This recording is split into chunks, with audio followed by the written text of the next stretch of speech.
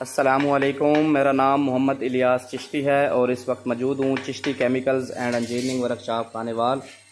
ये मुतारफ़ करवाने जा रहे हैं आपको बैंडर मशीन। इस पर आप स्टील की पत्तियाँ जो है वो बैंड कर सकते हैं। जैसे कि ये स्टील की पत्ती पड़ी है और आपको हम बैंड करके दिखाएंगे। लगाएं जी।